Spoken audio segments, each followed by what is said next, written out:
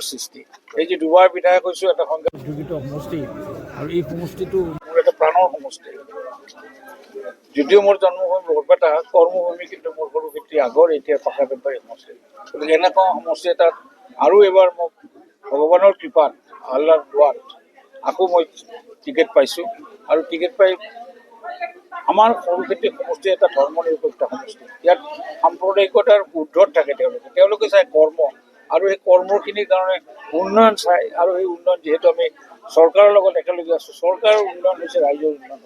গতিকে সেইকাৰণে তেওঁলোকে ইমান ভুল নকৰে, আৰু ভুল নকৰি তেওঁলোকে যি পস্তাইছে 15 বছৰ কংগ্ৰেছ আৰু UDF মানে গোটেই সমষ্টিতে আকৌ মই যিখিনি উঠাই নিছিলোঁ ৰাস্তা ঘাটৰ পৰা আৰম্ভ কৰি যি সময়ত নৌকা চলিছে, সেই সময়ত মই বাছ চলাইছোঁ, মোৰ দিনত ৰাস্তা ঘাট পকীকৰণ কৰিছিলোঁ, সেইবিলাক লেপিং কৰিছে খালি, অন্য এখন নতুন ৰাস্তা নাই, খালি ওপৰে ওপৰে লেপিং কৰিছে। 10 বছৰ এটা প্ৰত্যেকৰে একোটা সীমা থাকে নহয়, মানুহটো বুঢ়া হ'বই লাগিব, ৰাস্তাটোও বুঢ়া হৈ যায়। গতিকে সেই ঠিক তেনেকুৱাকৈ তেওঁলোকে আকৌ মানে ওপৰে ওপৰে কিছুমান পিচ দিছে, সেইকাৰণে সেইটোৱে নতুন বুলি ভাবে। আৰু মোৰ দিনত 34খন RCC দলং বনাইছোঁ, সেইটো এটা মোৰ এটা কীৰ্তি। গতিকে তেনেকুৱা এটা সমষ্টিত আৰু এবাৰ মই এইকাৰণে চৰকাৰৰ এটা সমভাগী হৈ আমি আহিছোঁ, আৰু সমভাগী হৈ আহি যিখিনি আমাৰ সৰুক্ষেত্ৰী সমষ্টিৰ আধৰুৱা কাম আছে, কামটো বহুত আছে, কিন্তু তথাপি আজিৰ যিটো সমস্যা, এই সমস্যাখিনি তেওঁলোকে ভয় খায়। এই যে উচ্ছেদ শব্দটো কৈছে নহয়, উচ্ছেদটোৱে তেওঁলোকক মানে এনেকুৱাকৈ কিছুমান ভীতি প্ৰদৰ্শন হৈছে, কিন্তু নহয়, এইটো উচ্ছেদৰ কাৰণে ভয় খাব নালাগে।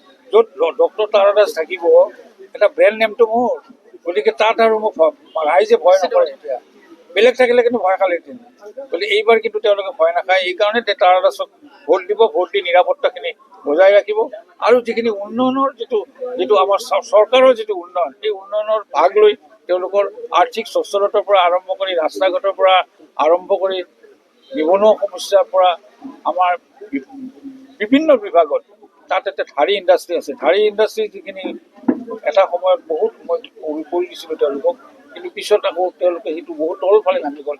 আকৌ মই সেইটো ধাৰী ইণ্ডাষ্ট্ৰীটো স্বনিৰ্ভৰ হোৱাৰ কাৰণে প্ৰায় 20,000 তেওঁলোকে তাতে কৰ্মী আছে, আৰু সেই 20,000 কৰ্মী সেই সময়ত মই তেওঁলোকক ভাগ দিছিলোঁ পেটত। আজি তেওঁলোকে সেইটো এৰি বেলেগ বেলেগ কামত লগ ধৰিছে। গতিকে এনেকুৱা এটা কৰ্ম, এই কৰ্মটো বন্ধ হোৱাৰ কাৰণে মই সঁচাকৈ দুঃখিত। গতিকে মই যদি বিধায়ক হওঁ, তেনেহ'লে আপোনালোকে দেখিব যে সেইটোৱে নহয়, আজি কৃষকসকলৰ যিটো সমস্যা বৈজ্ঞানিক পদ্ধতিৰে যিবিলাক কৰি আছে, কিন্তু আমাৰ সমষ্টিটোত হোৱা নাই। ফিচাৰী, এটা সময়ত ফিচাৰী বৰপেটা বুলিলে পাকা বেটবাৰী আছে, সৰুক্ষেত্ৰী সমষ্টি আছিল, আৰু এতিয়া সেই ফিচাৰী আকৌ মই নতুনকৈ নিৰ্জীৱিত কৰি, যাতে আজি বাহিৰৰ পৰা যিবিলাক মাছ আহে, আজি অন্ধ্ৰপ্ৰদেশৰ পৰা, ৱেষ্ট বেংগলৰ পৰা আহে, সেইবিলাক মাছৰ যিবিলাক হয়তো আমি খাই আছোঁ, যিবিলাক একেবাৰে অৰ্গেনিক হেৰি নহয়, গতিকে সেইবিলাকক কেনেকৈ সংশোধন কৰি আমাৰ লাইফ স্পেনটো বঢ়াব পাৰোঁ, কাৰণ সেইবিলাক খাই মানে আমাৰ মানুহবিলাক বহুত পংগু হৈ গৈছে। সেইবিলাকক যাতে শুদ্ধিকৰণ কৰি আমাৰ জিলাখনৰ, আমাৰ সমষ্টিটোত যাতে এই আগৰ প্ৰক্ৰিয়াৰে মাছ দিব পাৰোঁ, সেইটোও মোৰ এটা কথা। গতিকে নিবনুৱা সমস্যাটো আছেই, গতিকে সেই নিবনুৱা সমস্যাই স্বনিৰ্ভৰ কৰিব লাগিব।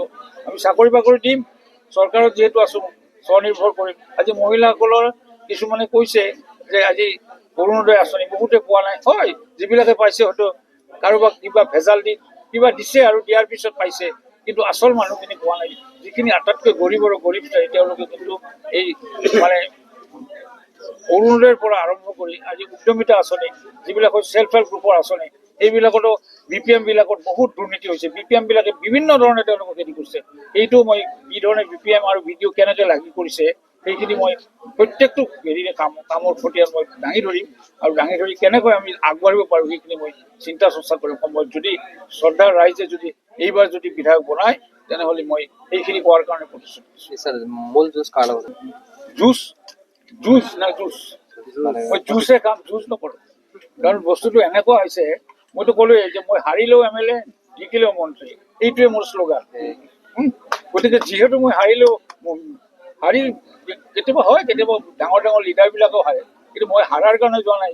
সিংহ এটাই থাকে, এখন যিকোনো বনত এখন সিংহ থাকে, কিন্তু মই নেউল নহয়, যে মই শিয়াল নহয় যে তলৰ ফালে সোমাই যাম। মই সিংহৰ পোৱালি, সিংহ হিচাপে থাকি জয়যুক্ত হৈ আপোনালোকৰ ওপৰত হাঁহি মাৰি আকৌ আপোনালোকৰ এই যিটো ছ'চিয়েল মিডিয়া সেইখিনি আকৰ্ষণ কৰিব পাৰিম। সংখ্যালঘুৰ প্ৰতি আপোনাৰ আস্থা যথেষ্ট আছে। নিশ্চয় সংখ্যালঘু মানে মোৰ কি প্ৰাণৰ বস্তু।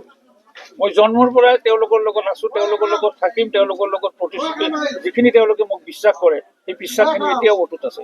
মইতো ভাবোঁ জিলাখনৰ ভিতৰত আৰু জিলাখনৰ কিয় মই অসমৰ ভিতৰতে কৈছোঁ ভয় কৰে য'ত 95% ভোট সংখ্যালঘু তাত এজন হিন্দু মানুহ সমষ্টিবাসীক আশ্বাস দিছে কি যে তেওঁহে আচল পাৰিব, বেলেগে নোৱাৰে। অতুল বৰা, কেশৱ মহন্ত তেওঁলোক মন্ত্ৰী মানুহ, তেওঁলোকক কেতিয়া ভয় খায় ছাৰ আপুনি পাৰিবনে? মই বোলো ছাৰ পাৰিবনে নোৱাৰে সেইটো সময়ৰ আহ্বান, মই পাৰিম বুলি কোৱাৰ কাৰণে তেওঁলোকে মোক শেষ মুহূৰ্তত মোক কৈছে আপুনি খেলে যদি খেলক। মই বোলো খেলক নহয়, খেলিম। এই যে খেলিম শব্দটো ক'লোঁ কাৰণ যোৱাবেলি আমাৰ MP সাহেবে ভোট কম পাইছিলে, এইটো তেওঁলোকৰ ক্ষোভ আছে, কিন্তু সেই ক্ষোভখিনি আমাৰ দুখৰ কাৰণে হৈছে। আমি নাযাওঁ তেওঁলোকৰ ওচৰত, আমি নগ'লে ভোট দিব নেকি?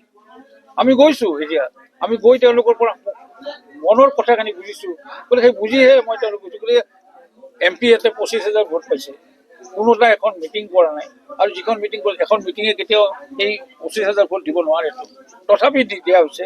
সাংগঠনিক ভেটিটো একেবাৰে দুৰ্বল আছিলে, আৰু এই সাংগঠনিক ভেটিটো এতিয়া মই আকৌ বহুত আজি আপোনালোকে প্ৰমাণ পাইছে যে সাংগঠনিক ভেটি মোৰ 26টা গাঁও পঞ্চায়তৰ গোটেইকেইটাৰ পৰা 22টা আহিছে, বাকীবিলাক হয়তো প্ৰেচিডেণ্ট নহয় কিন্তু বেলেগ মানে বেলেগ বিষয়ভাৱে আহিছে, তেওঁলোকে ইয়াত ভাগ লৈছে।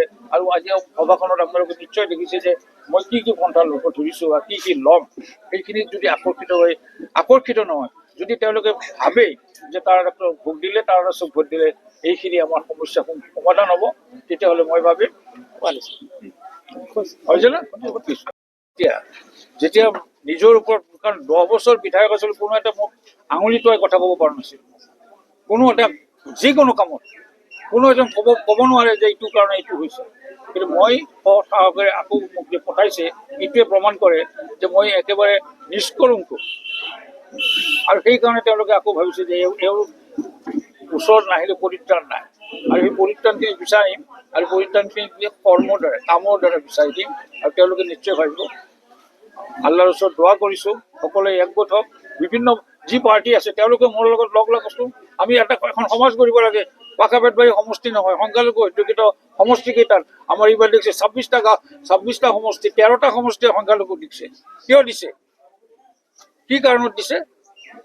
এই কাৰণে দিছে যে আমি সেকুলাৰ পাৰ্টি, এটা ধৰ্ম নিৰপেক্ষ পাৰ্টি, যে আমাক ভোট দিব, আমাৰ কোনো জাতিভেদ নাই, খামখেয়ালি নাই, আমি সকলোকে সমান চকুৰে চাওঁ, আৰু সমান চকুৰে চোৱাৰ কাৰণেই তেওঁলোকে আমাক গ্ৰহণ কৰিছে, আৰু গ্ৰহণ কৰাৰ কাৰণে আজি হয়তো ইয়াত আহিছোঁ।